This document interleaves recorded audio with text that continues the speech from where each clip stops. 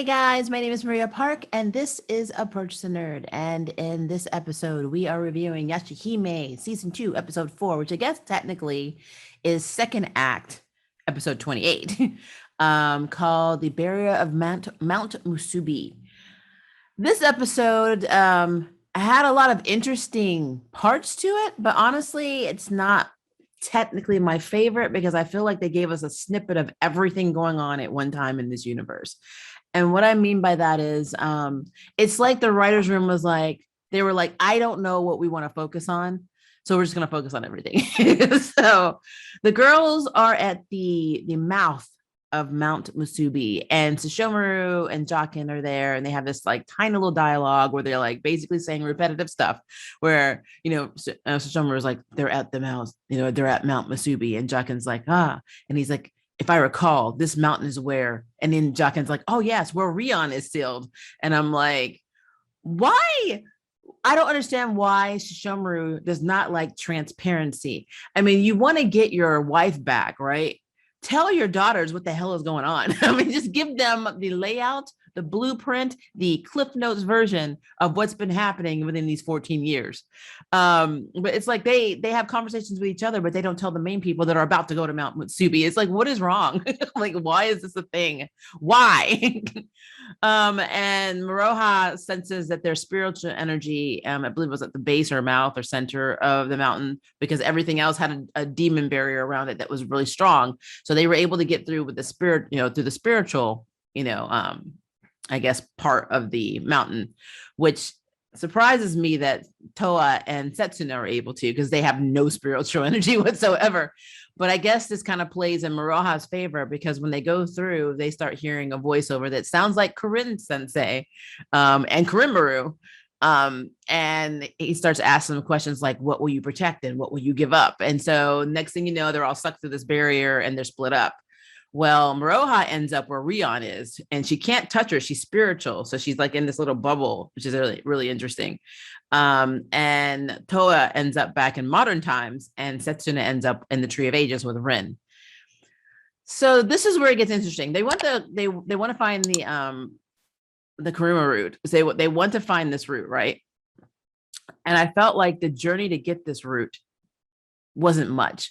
And what I mean by that is Toa's walking around her town. She makes it to the school that she says, oh, they must have pulled this whole world from my memories, but I only just enrolled in the school and the details amazing. And, that's literally all we got like, of her being in modern times before Maroha basically finds her and then shoots a sacred arrow and takes her, to where Setsuna is. And Setsuna is talking to the Tree of Ages about Rin being, basically suspended in animation and time for 14 years, and then let Setsuna know, hey, you can free your mama by using your new Naginata. And she's like, okay.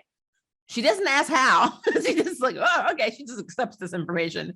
I love that I guess it's the tune that Rin was humming when she was pregnant is what Setsuna has been playing on the violin, which I thought that was very cool.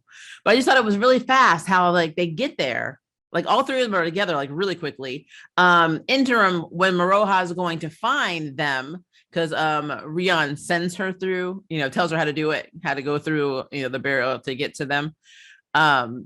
She sees Inuyasha and Kagome, and they see her, and they're like, oh, they're like, oh, is that Maroha? And Inuyasha's like, look how much she's grown. And I'm like, okay. And then the Tree of Ages tells Maroha, oh yeah, they're kind of like in the in between of time and death, afterlife. And she's like the in between. And then it was like Setsuna was like, F that. So tell me how to save my mama. I'm like, okay, that's all we get of that.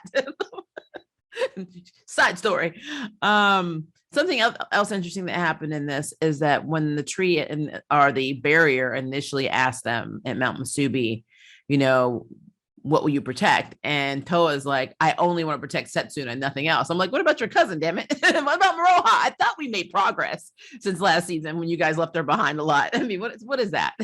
So I was a little annoyed by that. Now, Maroha's first meeting with Rion was cool, and that she called her pretty. And I'm like, maybe we're finally going to get our first ever LGBT character in the Inuyasha universe. I won't hold my breath though. But yeah, I thought that was really cute. And what's so weird for me is the whole thing that focused on Kurimaru, especially Zero. So they show Toga and Kurimaru fighting and him cutting off his horn. And then this time, he gave him another scar and he got defeated. And then, of course, the reason he didn't kill Kurimaru is because his daughter was there. He's like, you brought a child here. So Kurimaru has been traveling with his daughter, Rion. Zero seems to dote and love Rion. Now, I don't know if Rion is half Hanyo. Like, it's weird. Like, I really feel like Zero's kind of obsession with getting rid of all of the half breed kids is what she really refers to them as, has more to do with her unrequited love for Toga and him not giving a crap about her, and marrying, Izue eventually having a human wife. And maybe that's what turned, and maybe it's not just the prophecy, because she didn't seem to have a problem with Rion whatsoever. Like, Leon seems very well loved. So that's interesting to me. I don't know why she was sealed, unless it was because of the prophecy, her being half human. And, Zero's like, I can't bring myself to kill my niece, so I'm going to go ahead and seal you away. Or Kurimaru seals her away because he doesn't want his daughter to be the one that ends up killing him. I don't know. It's weird. The whole situation is very weird, especially since Kurimaru is using a dream butterfly to go to sleep to talk to her. He's like, I'll see you in your dreams, Rion. So he's still seeing his daughter when he goes to sleep. Which is interesting. He also allows the girls to get the root they need to make Toa's sword easily. Like Rion's like, oh yeah, you've been through that 30 seconds of question marks. Here's the root as a reward. And I'm like, but Kurimaru's like, yeah, go to where my daughter is. And he's like, Rion, you have company. Yeah, I guess you could have a play date with Sesshomaru and Inuyasha and Kagome's kids. Like, okay. It's really, like I said, it's really, really weird. We got to see how Riku came to be, basically after the defeat by the great demon dog king. Kurimaru was in his feelings, so he took his broken horn, threw it on the ground, and said, every time I look at you, I will be reminded of my lack of experience and my undedication to training and my pretty much beat down. And I'm like, wow. And Riku's like, I look forward to the time where I no longer have this form. I'm like, this is messed up, So Kurimaru reflecting, saying, I can't believe that Riku betrayed me. Why not? You treat him like garbage. Like, you literally treat him like a non-variable. Like I said, it was a very interesting episode. I think the biggest part for me, though, the biggest question mark is Sensei Kurin? Is he Kurimaru? Because he goes to the shrine at the end of the episode and he talks to, of course, Sota and Kagome's grandfather, and he asks him about the Shikan jewel keychains they used to sell back in the OG show. And the grandfather seemed to have no clue what he was talking about. And then he goes to the tree that you see Kagome pining over Inuyasha, and many a time in movies and the TV show. And he makes this statement of the bone eater's well is gone. And he seems to be an anomaly in this world. What am I going to do about it? And I'm like, what the hell is happening? What is happening? I don't know. What I think is actually what I believe happened. This is just my stupid theory. The hand that was chopped off by Toga, that Zero said, hey, Riku, go get rid of this. And he took it and threw it down the bone eater's well. Maybe that's Sensei Kurin. He is literally the hand of Kurimaru that was discarded. So it's like all his discarded parts are off doing their own thing. That's what I think it is. I think the hand is Sensei Kurin. That's the only thing that makes sense to me, because he said he came through the bone eater's well. That hand came through the bone eater's well. That is literally the only thing that makes sense to me. And of course, you see a shot him touching the tree with his hand, and I just feel like that's just a little Easter egg that he's Kurimaru's hand. So, what that means and why what his role is in the future, I don't know. Maybe he just had to forge a new life for himself because he was discarded too and thrown into modern times. I don't know.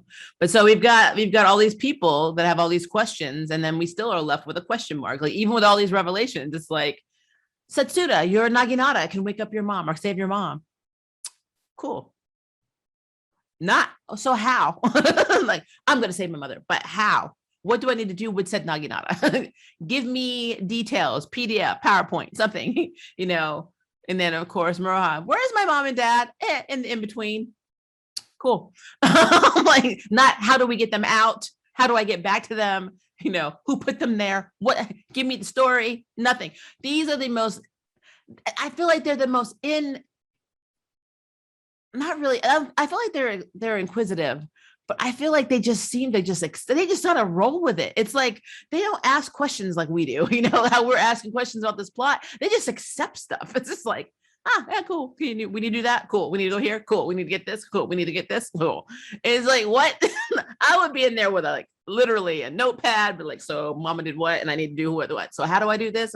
Draw a diagram. Like, I don't understand why these girls are not more curious about what's going on in their lives, especially the things that have affected them in the past 14 years. So I'm just very, very confused on that. But yeah, overall, again, it's not a bad episode, but this definitely was what I consider to be a let's put everything in, including the pot, the kitchen pot, the pans, the dishes, the refrigerator, the microwave, everything in one time. Overwhelm your viewers with so much information that they don't want to form a theory because their head hurts. That is my review of this episode. I did see the preview for next week, so it looks like we're getting a little bit more on Rion's story, especially since she's going to ask the girls to take her dad out and save the world because she loves the world. I don't know what that's about. So that's going to be interesting.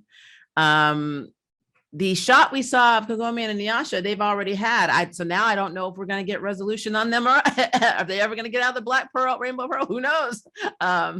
I'm really curious. I am curious as hell right now.